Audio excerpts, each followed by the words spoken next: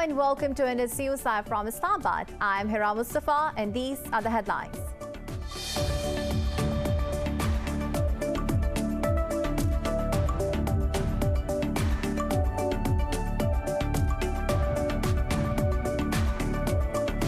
NATO Chief Jens Stoltenberg says the alliance's forces will not leave Afghanistan unless they believe the time and the situation is right. At a virtual meeting of NATO defense ministers, Stoltenberg said the May 1st exit of all U.S. troops from Afghanistan under the Doha Agreement is conditional.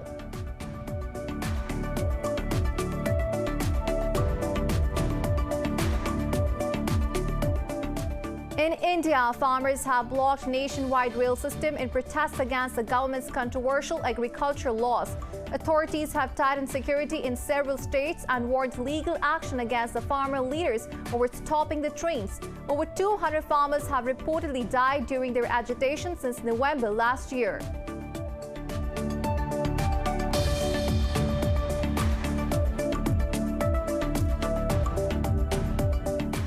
In Myanmar, hackers have attacked military-run government websites as a cyber war erupts after authorities shut down the internet. A group called Myanmar Hackers says it has disrupted multiple websites, including the central bank and state-run broadcaster MRTV.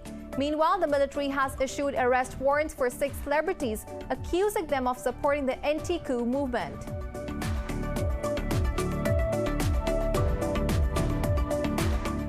About 1/3 of the U.S. military has refused to receive the COVID-19 vaccine, despite significant infection levels in the forces. Meanwhile, Pfizer says South African variant of the virus may reduce antibody protection from the vaccine by 2/3. In Pakistan, over 1,200 tested positive, while 52 have died overnight, raising the death toll to 12,436. Globally, the virus has claimed more than 2.43 million lives and infected nearly 110 million.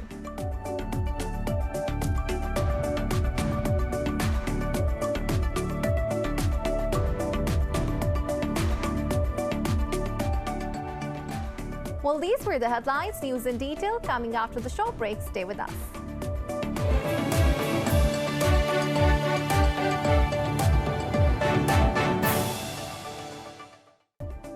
Welcome back. Now the news in detail. NATO Chief Jens Stoltenberg says that alliance's forces will not leave Afghanistan unless they believe the time and the situation is right. At a virtual meeting of NATO defense ministers, Stoltenberg said the May 1st exit of all U.S. troops from Afghanistan under the Doha Agreement is conditional. He said NATO fully supports the peace process and implementation of the peace deal. But he said the Taliban must meet their commitments under the Doha Pact if they want their demand of troops' exit to be met. He reasserted the importance of momentum in the peace talks, saying that it is the only path to peace. Stoltenberg added all allies, including the U.S., will make the decision to leave together when the time is right. In India, farmers have blocked a nationwide rail system in protest against the government's controversial agricultural laws. Authorities have already tightened security in several states after the protest call. Earlier, the government warned of legal action against the farmer leaders if they attempt to stop the trains. On Wednesday, the agitation forced the railways to either cancel or divert trains in the Punjab state. The farmers are protesting against the reforms that allow the government to stop buying grain at fixed prices. Over 200 farmers have reportedly died during their agitation since November last year.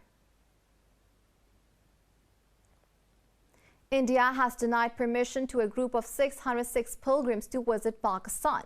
The group wanted to observe the 100th anniversary of Nankana massacre. India's Ministry of Home Affairs cited security and the coronavirus situation in Pakistan for the denial of permission. SGPC President Bibi Jagir Kaur slammed the Indian government, saying the restriction is a testament to the anti-Sikh mentality of BJP. Notably, the Pakistani High Commission had granted visas to 505 Sikh pilgrims. The group was expected to visit 5 holy shrines in Pakistan from February 18 to 21st. The massacre took place in Nankana Sahib Gurdwara on the 20th February in 1921. In Myanmar, hackers have attacked military-run government websites as a cyber war erupts after authorities shut down the internet. This comes as hundreds of thousands have marched in the country, vying to remain defiant in their bid to end military rule. A group called Myanmar Hackers says it has disrupted multiple websites, including the central bank and state-run broadcaster MRTV. Meanwhile, the military has issued arrest warrants for 6 celebrities, accusing them of encouraging the anti-coup movement. The actors and singers have been complaining for raising funds for the movements. The military said the celebrities have been charged for allegedly defaming the state. Earlier, the UN warned of a potential escalation of violence after deposed leader Aung San Suu Kyi was slapped with an additional charge. German Chancellor Angela Merkel has called on Iran to take steps to ensure full compliance with the 2015 nuclear deal. In a statement, Merkel's spokesperson said the Chancellor held a telephonic conversation with Iranian President Hassan Rouhani. The spokesperson said Merkel expressed concern that Tehran continues to fail to meet its obligations under the deal. Merkel added, now is a time for positive signals that create trust and increase the chances of a diplomatic solution. Meanwhile, Rouhani's office said the president told Merkel that it will be impossible to add anything to the deal. In Pakistan, 52 more people have died, while over 1,200 tested positive for COVID-19 in the past 24 hours. The health ministry says the country's death toll has climbed to 12,488. The ministry said the tally of nationwide infections has crossed 567,000, of which 530,000 people have recovered. Meanwhile, the number of active COVID-19 cases has dropped to 24,000. The ministry said over 1,600 patients are in critical condition. About 1/3 of the U.S. military has refused to receive the COVID-19 vaccine despite significant infection levels in the forces.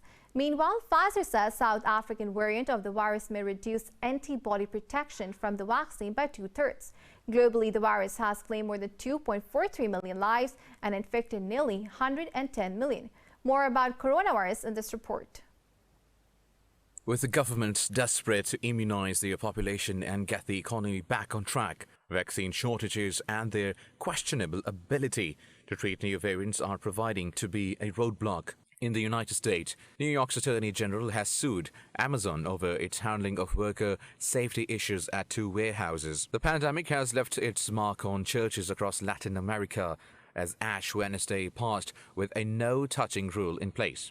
El Salvador has immediately started rolling out its immunization program after the arrival of the first shipment of AstraZeneca vaccines. Meanwhile, an immunization drive is taking place in Serrana City of Brazil, where researchers studying the behavior of the pandemic in a vaccinated population. The study will allow for countless comparisons. It will allow for an in-depth look at what happens to those who are vaccinated as well as the pandemic. This is an unprecedented study in the world with the complete immunization of a community.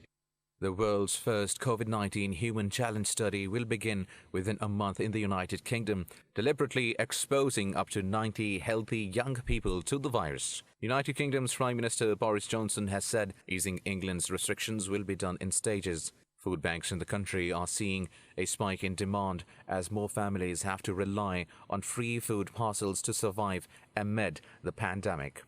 The demand has been rising really steadily throughout the pandemic, so we had a huge spike at the beginning, and then with each kind of new government announcement and also with the kind of the situation with employment at the moment, there are just a lot more families and individuals in need, so the demand is really high. Mental health experts have warned most European countries are ignoring mentally ill patients in their COVID-19 vaccine strategies. Meanwhile, Nepal has approved Chinese COVID-19 vaccine Virocell for emergency use. U.S. President Joe Biden has emphasized support for the recent peace deals between Israel and countries in the Arab and Muslim world. Biden reiterated Washington's support in his first official phone call with Israeli Prime Minister Benjamin Netanyahu. Talking to reporters at the Oval Office, Biden said he had a good conversation with Netanyahu. In a statement, the White House said the two leaders stressed the need to continue close consultation on regional issues, including Iran. It said Biden underscored the importance of working to advance peace between Israel and Palestine. Meanwhile, Netanyahu's office said both sides agreed to work together to bolster the steadfast bilateral alliance. U.S. Secretary of State Antony Blinken will hold a virtual meeting today with his counterparts from Japan, India, and Australia. The meeting comes as the first of the informal Quad group under the Biden administration. State Department spokesperson Ned Price said the meeting is critical to advancing shared goals in free and open Indo-Pacific. At a press briefing, Price said the foreign ministers will also coordinate their efforts in response to COVID-19 and climate change. I'm pleased to announce that tomorrow morning, Secretary Blinken and his counterparts from Japan, Australia, and India will speak together. The Quad, as it's known, and this discussion with the Quad foreign ministers is critical to advancing our shared goals of a free and open Indo-Pacific and rising to the defining challenges of our time, including coordinating our efforts on COVID-19 response, as well as climate change. Blinken will also discuss shared global challenges with counterparts from France, Germany, and the UK in a separate call. And now moving on, Turkey's parliament is set to form a subcommittee to probe rising levels of racism and Islamophobia in European countries. In a statement, head of Ankara''s Human Rights Committee, Hakan Kavashoglu, said the racism in Europe is culturally transforming into Islamophobia. He said the Council of Europe, OSCE group, and the European Union have not been able to form a clear position on anti-Islamism. Kavashoglu said a subcommittee will hold talks with international institutions and organizations on this issue. The subcommittee will start its work after the member lawmakers have been assigned by the Human Rights Committee. Italian Prime Minister Mario Draghi has won his first confidence vote in the Parliament's upper house. The Senate voted 262 to 40 to back Draghi's technical political government. Draghi unveiled an ambitious reform plan aimed at bringing the country out of an unprecedented health and economic emergency.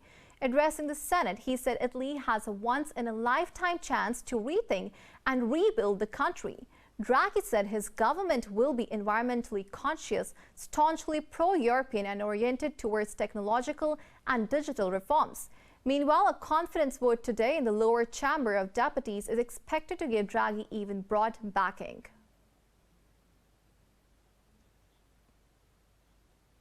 In the U.S., 8 people have been shot in a daytime attack near a bus and subway station in Philadelphia. According to the police, the victims are between 17 to 71 years of age. In a briefing, the police said one of those wounded is in critical condition. Police said they have taken one suspect into custody, while the motive behind the shooting is not yet known. They added 2 guns and 18 bullet shell casings were found from the scene. Police said they are searching for other possible suspects. The United States says the arms sale to Egypt is a routine replenishment of Naval Defense Service to air missiles. This comes after right groups slammed Washington's decision amid reports that Cairo arrested the relatives of Egyptian American activists. The activist Mohammed Sultan called for attention to what he called the impunity and disregard for human rights under the Egyptian regime. The U.S. State Department said the approval does not prevent Washington's ability to keep upholding a focus on human rights.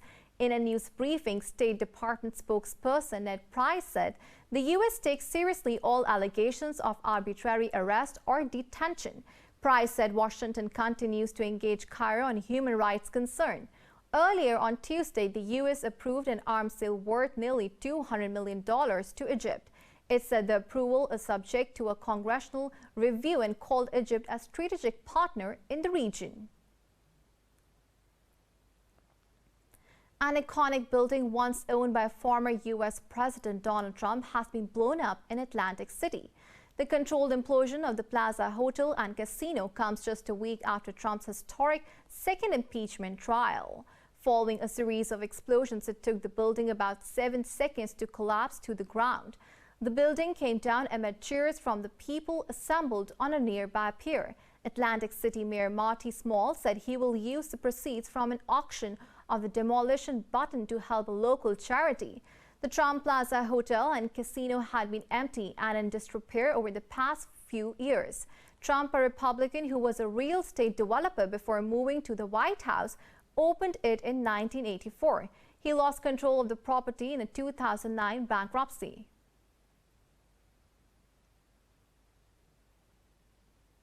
More news stories coming up after the short break. Stay with us.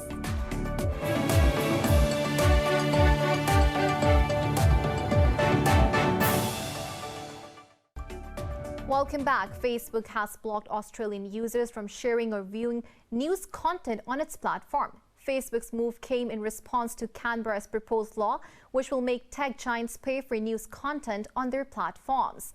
The change also denied Australians access to many key government agencies, including police and emergency services. However, Facebook later asserted blocking several emergency pages was a mistake.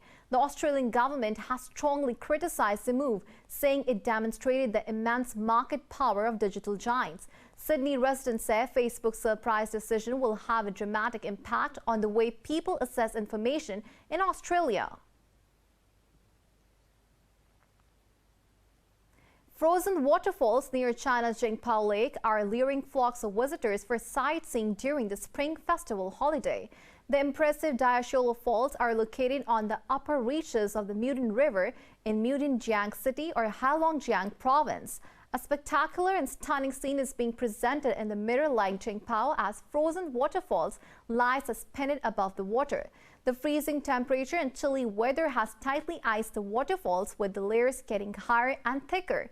Reports indicate that frozen waterfalls with a drop of 15 meters and a width of more than 300 meters have taken shape. The Jingpao Lake, which is ice-free all year due to hot springs, has become a major tourist destination because of its natural beauty. A 1943 landscape painted by Winston Churchill is expected to fetch up to $3.5 million when it will be sold at an auction next month. Details in the following report. The late wartime British Prime Minister Winston Churchill painted Tower of the Kutubiyya Mosque in Marrakech. Following the Casablanca Conference of January 1943, Churchill gifted the painting to the then US President Franklin D. Roosevelt, who also attended the conference. The significance of this painting is the fact that Churchill painted it for Roosevelt after they visited together following the conference and then gave it to him as a present.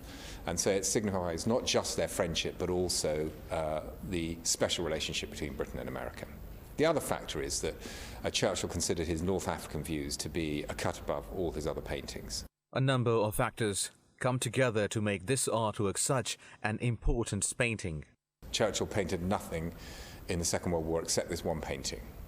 So for the duration of the whole war, I mean, he was so busy, obviously, managing, the war effort from Britain's side of things that he had no time to paint except for this one painting.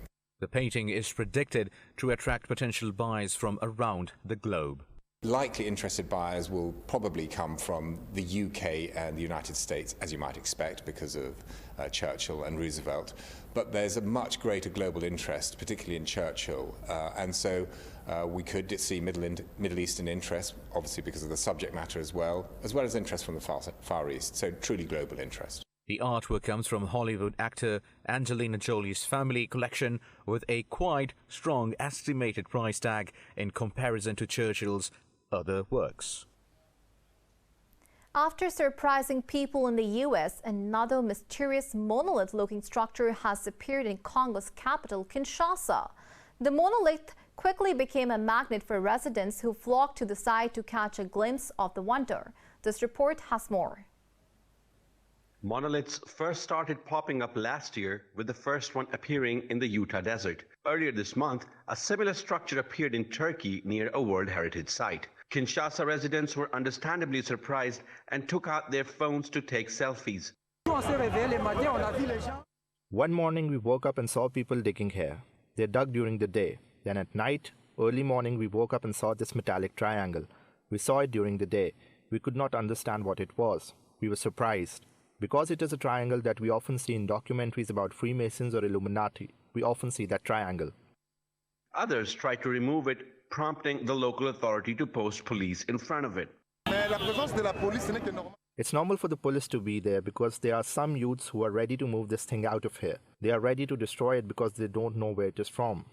A local mayor said the structure came out of nowhere, as there was nothing there a few days ago. The origin of the monolith remains unknown, while rumors on social media claim they might be part of a marketing campaign for a show on the streaming service. American actress Emma Stone will transform into Cruella de Vil, one of Disney's most feared villains for her upcoming movie. The trailer for the live-action prequel to 101 Dalmatians has been released already. Find out more details about the highly anticipated film in this report. Cruella, set in 1970s London, tells the story of young designer Estella before she became the fur-loving and dog-napping baddie. It well with some people. In the film, actress Emma Stone sports an eye-catching black and white hairstyle and wreaks havoc as she plays the brilliant but mad character. Bad. And a little bit mad. In one scene, Stone sets her cape on fire at a party to reveal a bright red dress underneath, drawing gasps from the crowd.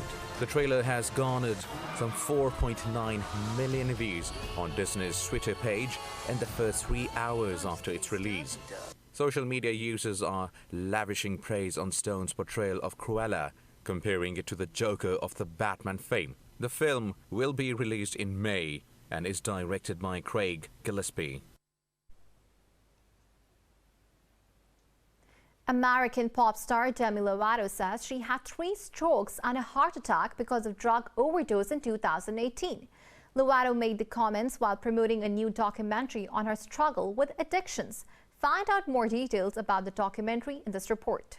Just a little red wine, I'll be fine. I've had so much to say over the past 2 years. Although Demi Lovato has spoken about her near-death experience in the past, there is much the public still does not know about her 2018 meltdown. Lovato is aiming to set the record straight with a new YouTube documentary. I was dancing with the devil, out of control. In 2018, the former child star had been found unconscious at her home in Hollywood Hills from an opioid overdose. She was then rushed to a hospital where her oxygen levels fell to dangerously low levels. In the documentary, Lovato said the doctors told her she had 5 or 10 more minutes. Lovato also revealed that she was left with brain damage from the episode that makes driving and reading difficult. The singer said she first started using cocaine when she was 17. The 4-part documentary features Lovato talking about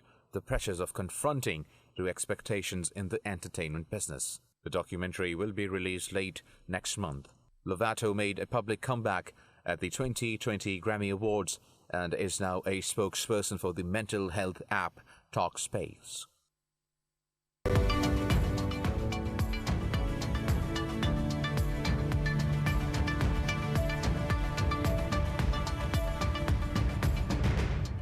Now moving on to the business stories. European stocks have edged up as investors digest earnings from big names in the region, including Airbus, Barclays and Daimler.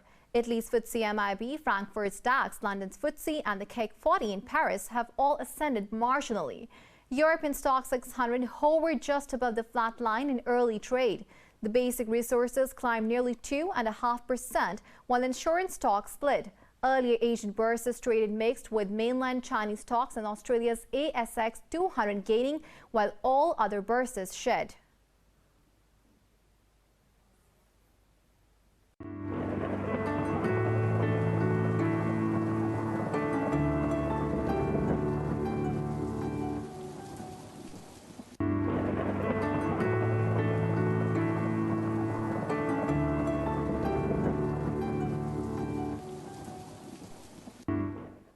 And now we're moving towards now it's time to have a look at the weather update across the globe.